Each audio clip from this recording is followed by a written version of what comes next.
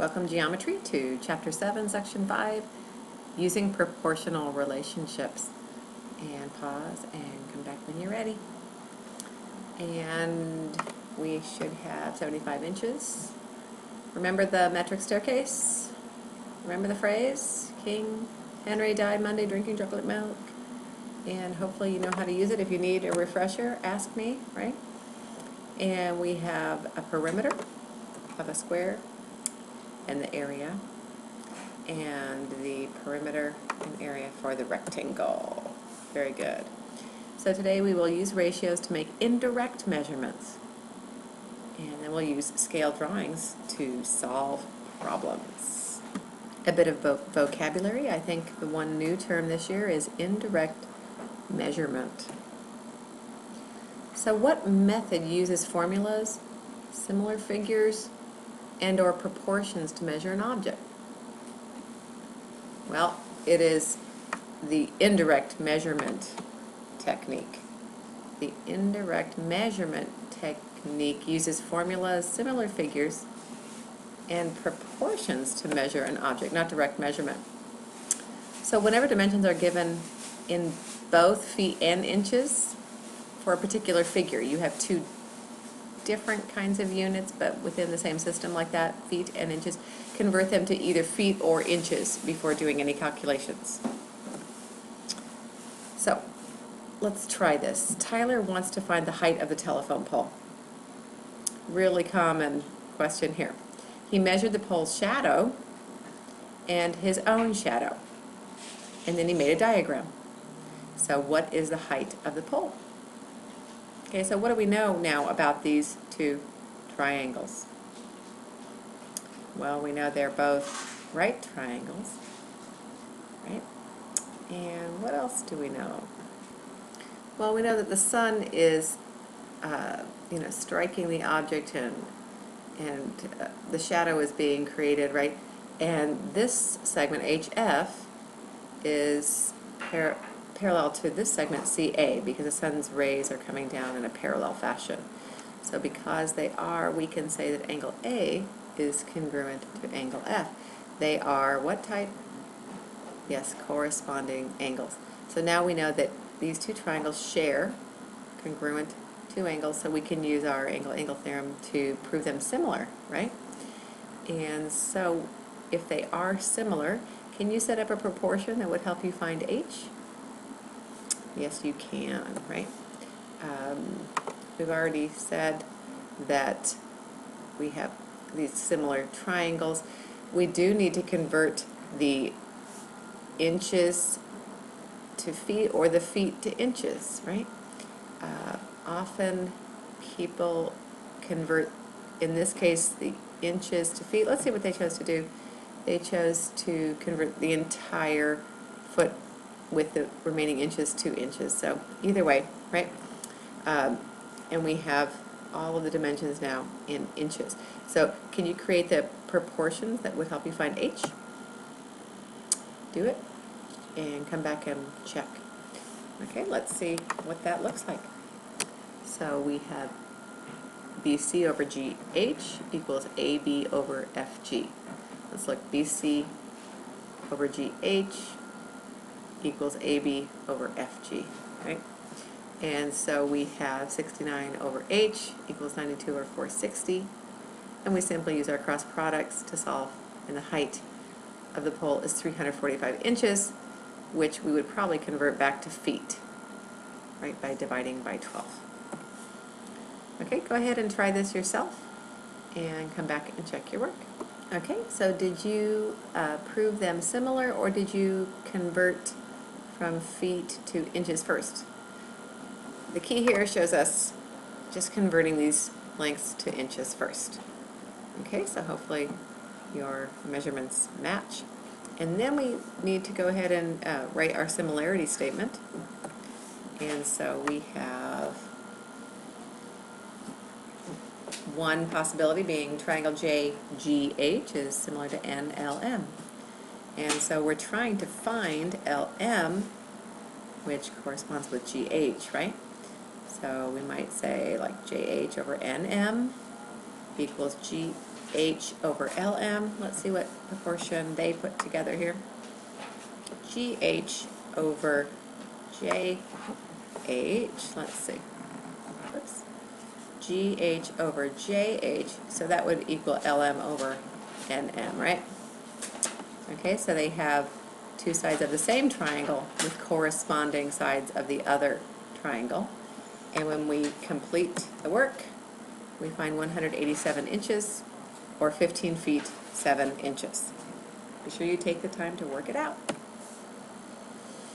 So what represents an object as smaller than or larger than its actual size? And we've worked with these before. A scale drawing, right? You could have also said a scale model. It also represents an object as smaller or larger, but it's three-dimensional, right? So when we're talking 2 dimensions, it's a scale drawing. The drawing's scale is the ratio of any length in the drawing to the corresponding actual length. For example, a map with a scale of 1 centimeter to 1,500 meter means that 1 centimeter on the map represents 1,500 meters in actual distance. Remember, a proportion may compare measurements that have different units. Here's a scale with different units, right? That is fine. So let's solve for a dimension. On a Wisconsin road map, Kristen measured a distance of 11 1/8 inch from Madison to Wazoo. The scale of this map is 1 inch to 13 miles. So what is the actual distance between Madison and Wazoo to the nearest mile? And I bet you can solve this, no problem, right? We can write this scale as 1 inch over 13 miles, right?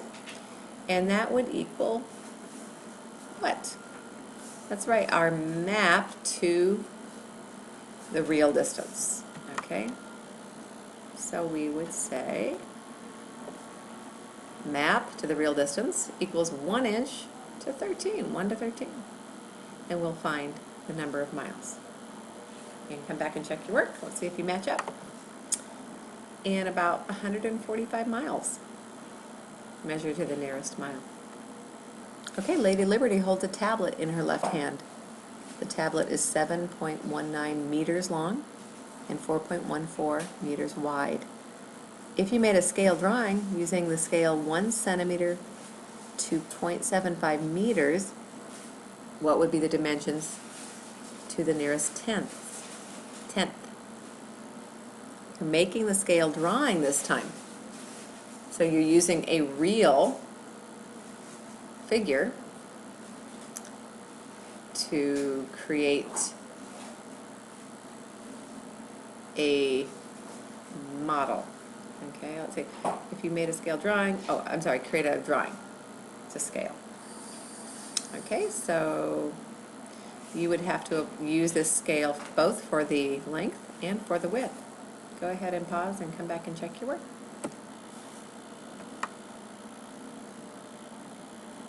So we could start with the length, right? The length over the given real size of 7.19 should equal the same ratio of 1 to 0.75. The width to the actual width, the width of the drawing to the actual width, should also equal this ratio of our scale, right? And when we go ahead and use our cross products, we have a length of 9.6 centimeters and a width of 5.5 to the nearest tenth. For similar triangles, we have some special ratios. We know that we have corresponding sides that have ratios, right? So that's our similarity ratio that we've used many times already. We also have a perimeter ratio. So the perimeter of triangle ABC is proportional to the perimeter of DEF. Or let's see, yeah, DEF. And finally, the areas are also proportional. So similar triangles are proportional in more ways than simply the lengths of their segments.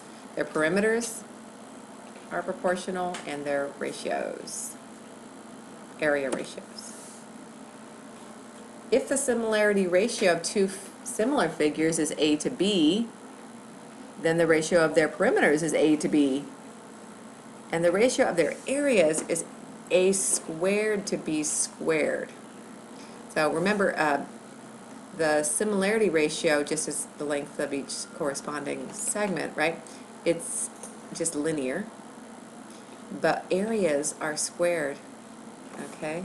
So you can see that in the example given. If we have a similarity ratio of 1/2, then the perimeter is also just single dimension, walk around, is a ratio of 1/2, but the area ratio is squared, 1/2 squared, or 1/4. Okay, so let's use this to find perimeters and areas.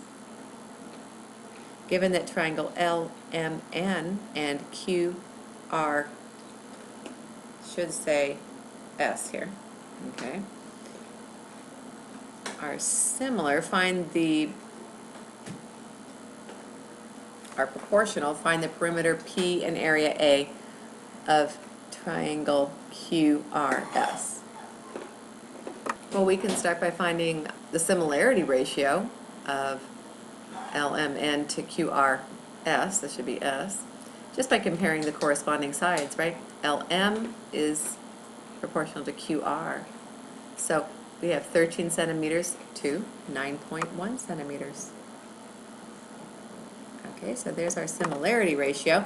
And if we know the similarity ratio, which of these two is the same? That's right, the perimeter. So we can find the perimeter of QRS simply by setting this ratio equal. Where would we would say it was equal to the perimeter ratio, right? And this perimeter is 36, so it would be in the numerator or denominator? That's right, in the numerator, okay, because it's across from its its same figure, right? 13 comes from the large triangle, and the perimeter comes from the large triangle, so they are in the same position in our fraction. So we can say the ratio of the triangle's perimeters is also 13 to 9.1, and then the ratio of the triangle's areas is actually that similarity ratio, but now squared, okay, which we could actually find, or we could leave it in this exponential form. So let's use that ratio to find the unknown perimeter and the unknown area. And so we set up using our similarity ratio, we can find perimeter using the perimeter from the larger figure, and the same is true for the area. Using our cross products, we find the perimeter is 25.2 and the area is 29.4 centimeters squared. This should be in centimeters. Isn't that funny they used units here and not here? Okay, can you find the height of the flagpole when we know that Maria is 4.2 inches tall and we know her shadow length? We also know the flagpole's shadow length. Pause and come back and check your work. And the flagpole is 25 feet. How long is the actual room? Given that the room's blueprint had a scale of 1 inch to 4 feet, and her bedroom on the blueprint is 3 inches. So in real life, her bedroom is 12 feet. And finally, find the area of triangle ABC. And so you may have started with finding the similarity ratio. And, oh, they also asked for the perimeter, right? So the perimeter ratio would be the same as the similarity ratio, and you should have 27 inches. And for the area, 31.5 inches squared. Very good. Have fun.